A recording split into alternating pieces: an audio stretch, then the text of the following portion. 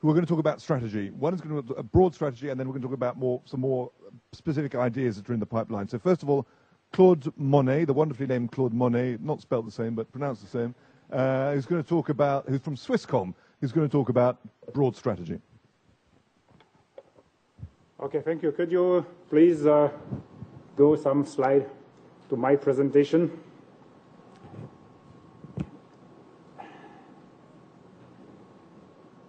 Okay, thank you.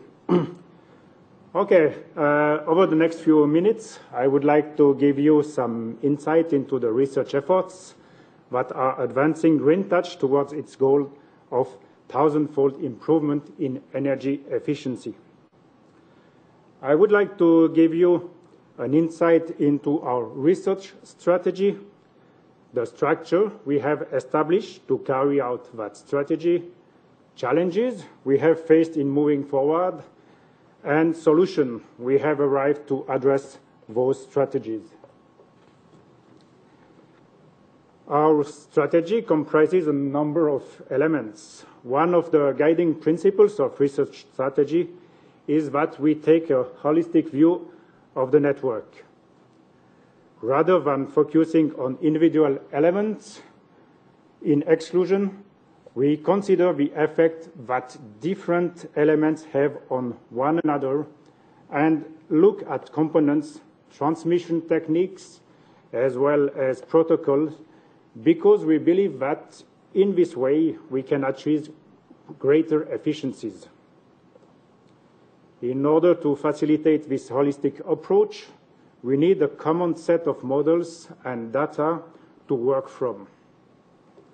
We need a vision of that future energy efficient network. To that end, we are building reference architectures to enable groups working on different parts of the network to understand how it all fits together, what the larger impact is, and to set research targets to overcome the major technological challenges. The research is fueled by the know-how and research activities from academia, manufacturers, network operators, and other organizations. It's really a true collaborative research. We create the essential technologies by working together, both within GreenTouch and by cooperating with other organizations such as GESI, I2RS, and Carbon Trust. So we structure our research program into 2 committees and 4 working groups. The Services, Application, and Trends Committee establishes the service definitions and requirements. It develops traffic trends, looking towards the future, as an input to the Network Committee. Based on this information, the Network Committee identifies the corresponding research targets and executes the projects to address the associated challenges. The Network Committee Committee activities are subdivided among 4 working groups: the mobile communication, wireline access networks, core switching and routing, and core optical networking and transmission. These 4 broad areas make up the essential power-consuming elements of communication networks. Subdividing the network into these elements enables us to identify the potential energy efficiencies we believe we can achieve in these specific areas. Factor mentioned for each group show the savings that we have to achieve by 2020. Not all parts of the network will bring the same savings. Details will be published in the research roadmap due mid of 2011. I would like to now take a few minutes to focus on one of these groups, the Wireline Access Networks Group, to give you a flavor for how research is conducted in the consortium. I've chosen this group because I'm involved in these activities. So the telecommunication network is now almost built the same way as shown in this picture. It's the typical central office and hasn't evolved so much in its structure over the last 100 years. The operator was replaced by mechanical relays, which were in turn replaced by electronic switches. Now, the Wireline Access Networks Group has the duty to rethink and redesign the last part of the network, which connects every customer.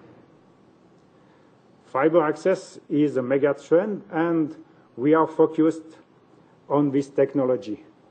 We have gathered many proposals depicting how the future network might work. Over the last 6 months, we have had many conference calls as well as direct contacts to understand the benefits of each proposal. By using the reference model, it is then possible to compare the different topologies, existing or in development, and to find the most efficient one. In parallel, other researchers go deeply into protocols or modulation techniques. Finally, others think about how it would be possible to minimize the energy used by the equipment installed at both ends. This will drastically change the network topology to a point that maybe exchange offices won't exist anymore in the future. Finally, virtualizing services and introducing consequently power savings modes is another work item. We will hear more about our research project in a moment from our network committee chair, Rod Tucker. When we started the group, we immediately faced a number of challenges. There was a lot of discussion about where we should focus our attention, what assumptions we should make, what was in scope and what was out of scope, or what services will be delivered in 10 years. Furthermore, it was somehow difficult to conciliate promising technical ideas with bare operational worries. It could, for example, simply be the difficulty for a network operator to obtain a building permit for a base station. And we speak about increasing the number of them. Anyhow, I'm convinced that if the solution is really innovative and brings many advantages, it would certainly be possible to modify the legal framework. It shows that we have to think out of the box too. As you can imagine, finding a way to manage intellectual property was another challenge. So we are gaining focus through the reference architectures. It will be the base for comparing solutions. We put in place a framework for IPR that promotes innovations and rewards participation with minimal overhead. It's a framework that allows for cooperation and contributions from other groups and consortia. We have identified a first set of projects and established a mechanism to evolve and introduce new projects to keep our focus on the key challenges and obstacles. We went into this with the full recognition that we would not be able to do everything ourselves. For this reason, we have aggressively pursued partnerships with other organizations already very active at addressing ICT sustainability issues. JEDSI, who I hope we will hear afterwards, the Technology Roadmap for Semiconductors, ITRS, Carbon Trust, and others, most with complementary programs to the research focus of GreenTouch.